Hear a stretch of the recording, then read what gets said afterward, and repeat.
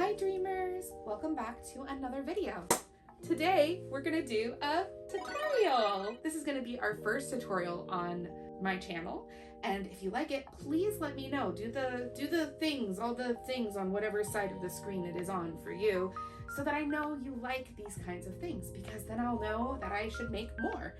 I love to educate people and share my knowledge since I have about 15 plus years experience making professional art. Today, we're going to learn about how to properly seal a charcoal drawing. Now, there are lots of ways to seal charcoal drawings. However, usually they require you to still put it behind glass because it's never perfect, right? Well, I found through some of my research and through looking at other artists, one artist right here, who did seal his charcoal drawings on canvas perfectly. So I went, I want to try that out because I love charcoal and I love making lots of charcoal pieces. So let's give that a shot. What we did is we tested out his method while I did some ACEOs, and ACEOs are artist trading cards basically.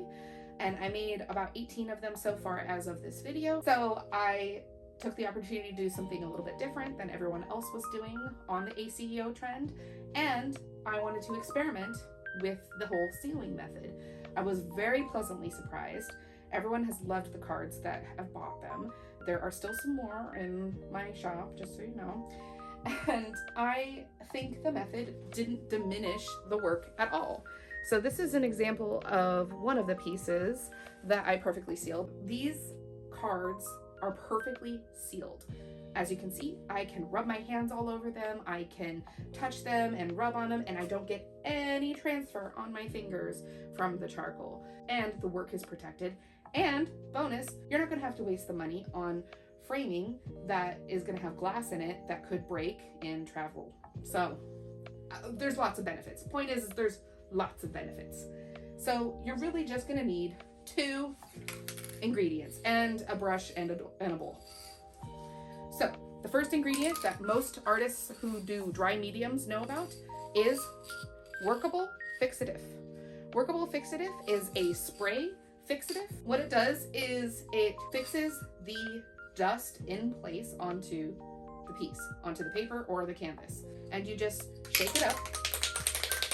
Then you do heavy sprays all over it. I am usually, if this was the piece I was spraying, about, 8 to 10 inches away from the piece. Sometimes I get a little bit closer, like maybe like 7 inches closer, but like I'm pretty far away from it because I want the dust and the spray to settle over the whole piece. You might notice if you do the heavy layers, you can get spots of shine. Don't worry about that. Just keep going and trust the process.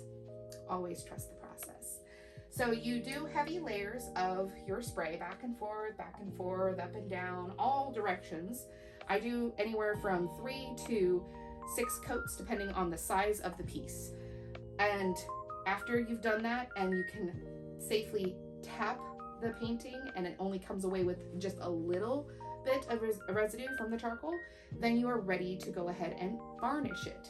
The second ingredient, varnish. This is an acrylic matte varnish. There is also satin varnish. However, I feel like the matte's pretty good and the shine you get from it isn't too bad, whereas a satin varnish might have a little bit more shine. So it depends on what you want. I'm fine with a more matte finish, hence the matte varnish. This is my preferred varnish. Again, I am not sponsored by any of these brands. These are just the things that I use that work. So then you take a bowl or a dish, or I take this little thing right here that I had in my studio, and you pour into the bowl. I say this because I know a lot of you have seen those videos where they drizzle the varnish all over the painting, and that is such a waste. There's so much excess waste. It also can be uneven application. There's a whole bunch of reasons why you shouldn't do that. It's aesthetic and it's trending, but it's not practical. So you pour your varnish into your dish, not too much, not too little. You can always start with a little bit and increase. It's hard to, decrease that. And then you take your brush. You need just a soft brush of your choice and you dab it in. You want the brush to have the varnish on it, but not be dripping. We don't want to get drips everywhere. And then you just very slowly go back and forth, up and down, dip, up and down, and cover your piece. You want to cover it thoroughly. So you're going to do it one direction, but then you're going to go back the opposite direction. So if you went vertically before, you're going to go horizontally to cover. And you're just making sure there's a smooth, even coverage of this varnish over everything. As you do this, if you noticed any shine spots that you made from the fixative, you're going to see those shine spots disappear, because the glory and the wonder of varnish, it evens out shine in paintings, so it makes sense that it would do the same for a charcoal drawing. So after you have done that, you then need to very carefully put it off to the side to dry. You want it to be in an area that has low dust, low hair, and is not going to be in the reach of anybody who should not grab it. And you just let it dry. I let my pieces that I've varnished dry at the minimum 24 hours, but if it's an oil piece, I'll let it dry a lot longer. This is an acrylic piece, so 24 hours should be more than enough time. Some people prefer to leave them on a table. That's fine. You just need to make sure it's in a safe space and it has air able to pass around it to help with the drying time. Once it is dry, voila, you are done. You could, if you want to be extra super duper safe, add another layer of varnish. However, I've found one layer usually works pretty good, especially with acrylic varnish since it's usually a bit thicker. So now you have fully sealed and varnished your charcoal drawing.